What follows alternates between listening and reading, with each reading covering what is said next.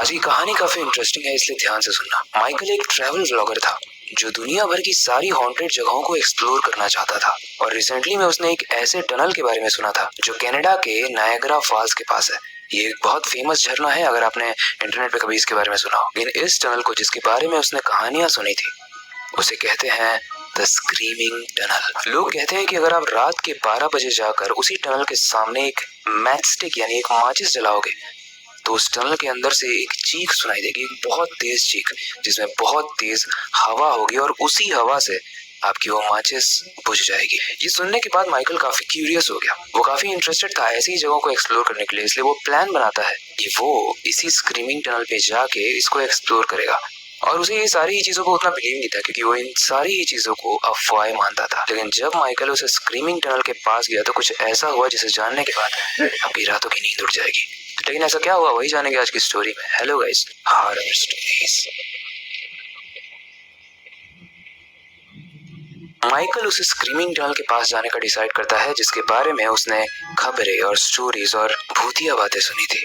अपना कैमरा उठाकर उस टनल के पास पहुंच जाता है। टनल के अंदर काफी अंधेरा था, हल्की सी रोशनी आ रही थी। लेकिन जैसे ही माइकल ने उस टनल के अंदर, उस गुफे के अंदर कदम रखा, उसे एक अजीब सी ठंडक महसूस हुई। ऐसा लगा कोई जस्ट यहाँ से गुजरा। वो टनल एकदम सुनसान था, मानो वहां पर कोई कभी आया ही ना हो। माइकल जैसे ही आगे बढ़ता है उसके खुद की ही कदमों की आवाज उसके कानों तक पहुंच रही थी, इको हो रही थी आवाज। अब स्टार्टिंग में तो सब कुछ ठीक था, लेकिन माइकल के अंदर एक अजीब सी बेचैनी, एक अजीब सी क्यूरियोसिटी हो रही थी। उसे ऐसा फील हो रहा था जैसे उसे कोई देख रहा है। होता है ना, कई बार कोई देख रहा होता है तो हमें फील होने लगता है।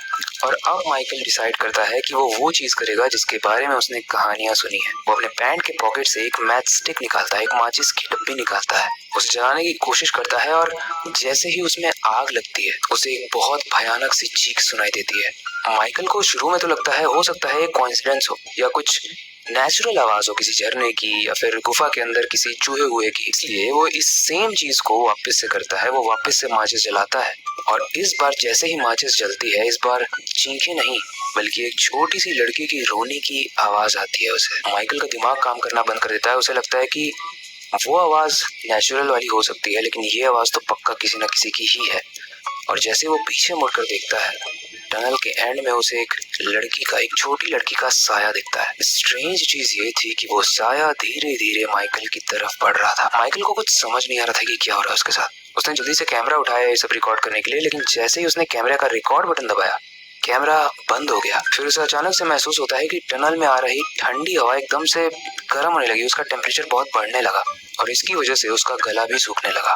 बिना सोचे समझे वो बस टनल से भागता गया। रास्ता खत्म नहीं हो रहा था लेकिन फिर भी वो भागता ही रहा और एक वक्त आकर वो टनल के एंड पर आया और बाहर आ गया। माइकल तेजी से भागकर एक पब्लिक प्लेस पर आया और टैक्सी कर ली। टैक्सी के अंदर बैठकर जब वो टैक्सी ड्राइवर को बताने लगा कि उसके साथ अभी क्या हुआ तो टैक्सी ड्राइवर ने बोला, तुम्हें नहीं पता ये टनल एक छोटी लड़की की मौत की जगह है। माइकल ने हैरान होकर उसका मतलब पूछा, मतलब क्या? ड्राइवर ने तब पूरी स्टोरी बताई। कई सालों पहले एक आदमी ने अपनी बेटी को इस टनल के अंदर जिंदा जला दिया था और उस लड़की के पैर को जंजीरों से बांध दिया था जिसकी वजह से वो भाग भी नहीं पा रही थी। लड़की ने काफी आवाज लगाई, काफी मदद मांगी लेकिन कोई भी उसकी हेल्प करने नहीं आया और जब तक कोई पहुंचता वो मर चुकी थी। और गाइस तब से माना जाता है कि हर रात 12 बजे उसी लड़की की आत्मा वहां पर चीखती है, चिल्लाती है। ड्राइवर की ये कहानी सुनकर माइकल के हाथ पैर ठंडे पड़ गए। उसे समझ में आ गया कि वो जो साया उसे दिखा था, वो जो चीख उसे आई थी और वो जो रोने की आवाज उसे आई थी, वो उसका वहम नहीं बल्कि वही लड़की थी। माइकल जब टैक्सी से अपने घर जाते वक्त वो फुटेजेस देखता है जो उसने रिकॉर्ड की थी, तो उसमें कुछ भी नहीं था क्योंकि वो शायद भूल गया था कि रिकॉर्ड करते वक्त उसका कैमरा अपने आप बंद हो गया था। एंड गाइस ये स्टोरी एक रियल स्टोरी है, आप जाके सर्च कर सकते हो। इस टनल का नाम है द स्क्रीमिंग टनल और इस टनल पे जाके जो भी माचिस जलाता है उसे वो चीखने की आवाज आती है। लेकिन एक क्वेश्चन इस स्टोरी के साथ अधूरा रह गया कि उसके पिता ने अपनी बेटी को क्यों जलाया था, क्योंकि इस कहानी की एग्जैक्ट इन्फॉर्मेशन तो मुझे इंटरनेट पे नहीं मिली। काफी सारे इंटरप्रिटेशन जरूर मिले कि उसका बाप एक साइको था या फिर उसका बाप एक सीरियल किलर था जिसने अपनी बेटी को मार दिया। वेल सच क्या है कोई नहीं जानता, बट हम ये जानते हैं कि जो आत्माएं बिना इच्छा के मर जाती हैं वो दरअसल कभी मरती नहीं है, भटकती रहती है। आई होप आज की स्टोरी आपको अच्छी लगी होगी। उस स्टोरी से रिलेटेड कोई फीडबैक तो आप हमें कमेंट सेक्शन में बता सकते हो। बाकी आपके पास कोई सजेशन है नेक्स्ट स्टोरी के लिए तो उसे भी कमेंट सेक्शन में बता सकते हो। वेल, वक्त आ चुका है इस स्टोरी को एंड करने का और नई स्टोरी पर काम करने का, लेकिन जाने से पहले मैं बस एक ही चीज कहना चाहूंगा, स्टोरीज डिफरेंट हो सकती है लेकिन एंड वाला पार्ट नहीं।